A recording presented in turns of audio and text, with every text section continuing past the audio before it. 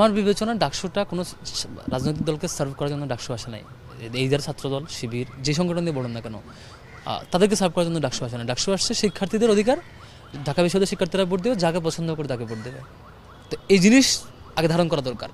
আমরা যেটা দেখেছি যে 21শে হলের সেন্টারে সেখানে বিএনপিপন্থী স্টাফ তিনি ছাত্রদলের ফুল প্যানেলে, ইউনিভার্সিটির এবং হল ফুল প্যানেলে ভোট দিয়ে ব্যালট বক্সে ঢুকাচ্ছেন। ধরা খাইছে, ভিডিও ফুটেজ সহ সব প্রমাণ সামনে আসবার পর নিয়ে যাবার পর তাকে সেখান থেকে অব্যাহতি দেওয়া হয়েছে। ভালো, কিন্তু ঘটনা এর আগে আরও করছি না, তথ্য প্রমাণ লাগবে, আমার ফুটেজ লাগবে, ফুটেজ দিচ্ছে না। এখানকার ভিতরে সিসি ক্যামেরা ছিল, ফুটেজ এখনো দেয় নাই।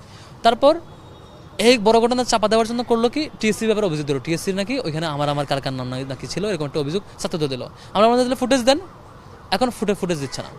সেখানে পরে দায়িত্বরত টিচার বলল যে সে ব্যালট পেপার নিয়ে ভিতরে ঢুকেছে, বুথে ঢুকে 1 মিনিটের মতো 1-1.5 মিনিট ভিতরে ছিল থেকে তারপর বের হয়ে বলতেছে এখানে ক্রস চেক দেওয়া।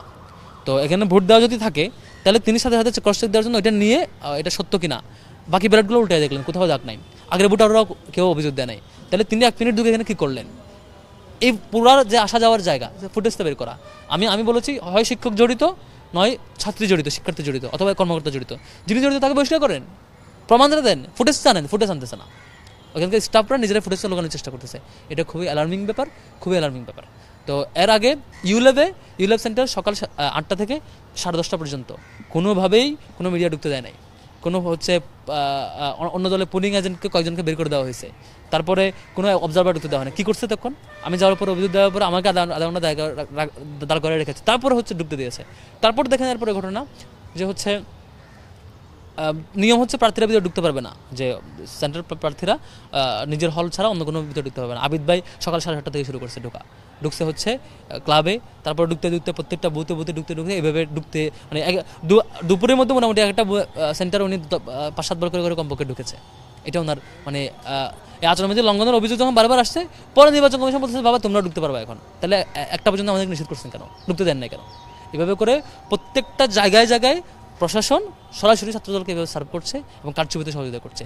সেটা লুকানোর জন্য টিএসসিতে নাটক মঞ্চস্থ করছে, নাটক মঞ্চস্থ ফুটেজ আনতে বলছে, এখন ফুটেজ লুকানোর জন্য ওনারা মানে দায়সারা কাজ করতেছে। ছাত্রদলের এই আচরণ শিক্ষার্থীদেরকে হতাশ করছে। আপনারা যে ষড়যন্ত্র করছেন, বারবার আসা যাওয়া শিক্ষার্থীদেরকে হয়রানি করছেন, শিক্ষার্থীদেরকে ডিমোটিভেট করছেন, এটা জবাব শিক্ষার্থীরা আপনাদেরকে দেবে। এখানে কোনো রাজনৈতিক দলের এজেন্ডা সার্ভ করার জন্য ডাকসু আসে না। শিক্ষার্থীদের পারস্পরিক উপর সম্মান জানান। এই ওভার অ্যাক্টিং এবং এই নেগেটিভ কাজগুলো দিন শেষে শিক্ষার্থী বিমুখ করবে আপনাদেরকে। এটা খুবই বাজে কাজ।